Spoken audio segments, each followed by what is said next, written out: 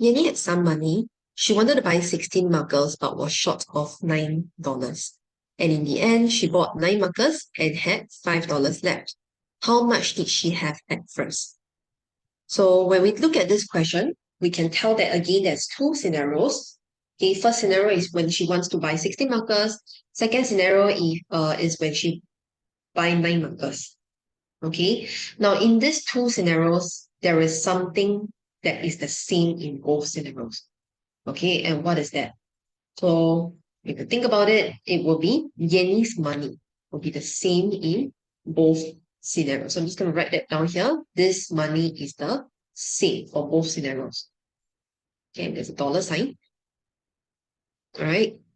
So in both scenarios, now this time it involves money, right? Okay, $9, $5, all right, and okay, I have 16 markers, 9 markers. So this concept is a bit different from concept 1 and 2. In a way, how is it different? Now, it's different is because I do not have the cost per marker. Okay, so if I were to try doing the listing method, it's not going to work. All right, so imagine if I do this, okay, like the listing method that we did for concept 1. Please do not write this down first. So if you tell me, say, okay, you want to buy 16 markers, I need to put times 16. Right? And then short of $9. Okay, short of means you don't have the $9, so minus $9. Okay, if you do it this way, and then after that, you go on to list down multiples of 16. 16, 32, 48. Okay, then you go on and on and on. Now, what does this actually mean when you do like 16, 32, 48? Right? So, the significance is when you do this, your top row, okay, you're actually telling me the cost of the markers. Okay, you're actually telling me the cost of markers. That means what you're doing is you're assuming this is $1 per marker. This is $2 per marker. This is $3 per marker. Okay, now we cannot assume like that, and we cannot do this simply because we don't really know whether the cost of marker is it really in a whole number form. A marker can be $1.20. A marker can be $1.25. A marker can be $2.50. There's so many possibilities to the cost per marker. Okay, so hence if you tried doing this, it would not be so relevant anymore. All right, so we cannot use this listing table method anymore. All right, so what can we do? Okay, so this is another method I'm going to show you. So because the best and the only way to solve this is to draw models. Okay, so when I draw model, I'm going to draw for both different scenarios. Okay, let's talk about the first scenario first. So now, like I said just now, in both scenarios, Yenni's money is consistent. Okay, so this is your first scenario. Second scenario, you might want to go ahead and draw out the same model first because this also represents her money. So in case you forget how Yenni's real money looks like, then at least you draw this out first.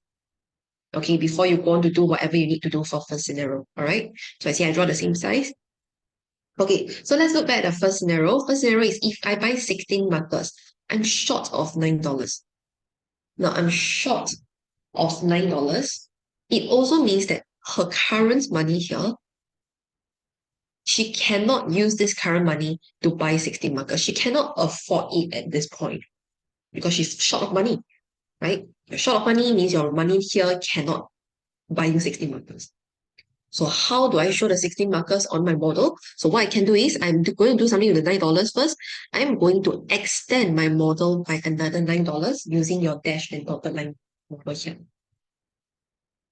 Why? Because now if she tried to gain this extra $9, finally her total money in the first scenario can help her get 16 markers now. She can now finally afford to pay for 16 markers. So this whole stretch will be the cost of 16 markers.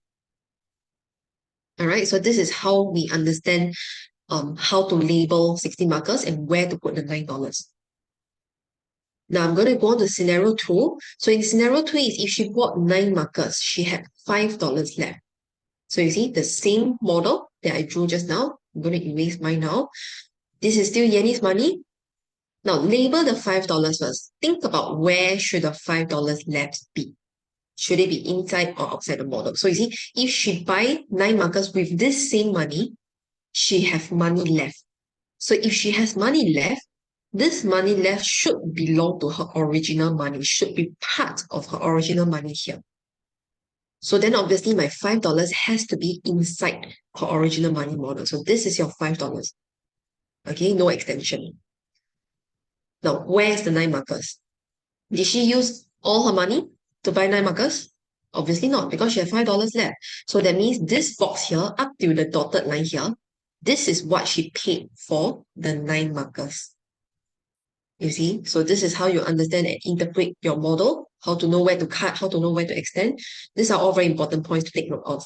Okay, so the order of drawing matters in helping you understand how to stretch out your, certain values and number of markers and things like that. All right. Now, once you have this done, okay, the next thing is to look at your markers difference. I think it's quite obvious already. You see your 16 markers, whole stretch is 16 markers. 9 markers from here to here is 9 markers. So obviously the remaining stretch here, this is your difference of 7 markers. So you can put it down there, 7 markers. Do you realize now you can comfortably go on to find the cost of 7 markers?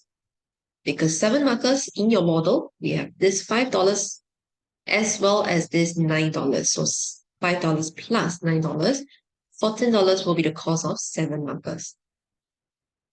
So go on to find the cost of 1 marker, which is the division. There you go. Now you realize that, okay, 1 marker is $2. So after you found 1 marker, read the question again. How much money did Yenni have at first? You want the money that Yenni has at first, which means this solid model in scenario 1, or you can also choose the solid model in scenario 2, because both represent the same money that she has at first. Okay, so it's up to you which one you want to choose. So let's say I choose scenario 2. So in scenario 2, you got to find this amount of money first. And this amount of money represents the cost of 9 markers. So we're going to find the cost of 9 markers. 9 times $2, which is $18. Can put it back there. The moment you have this, I think it's pretty straightforward. Her money at first is simply 18 plus the $5. Okay, so if let's say you were to use scenario 1, okay, so let's say if I use scenario 1, just going to put this down.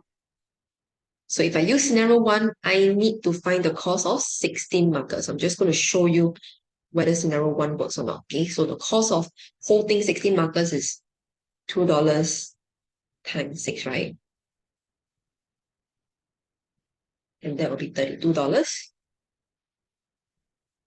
So this whole stretch is $32. Okay, so can you see, to find the solid model, from here to here, you need to use the 32 minus away the $9. Okay, so then 2 minus 9. And you realize that it should give you the same answer also, $23.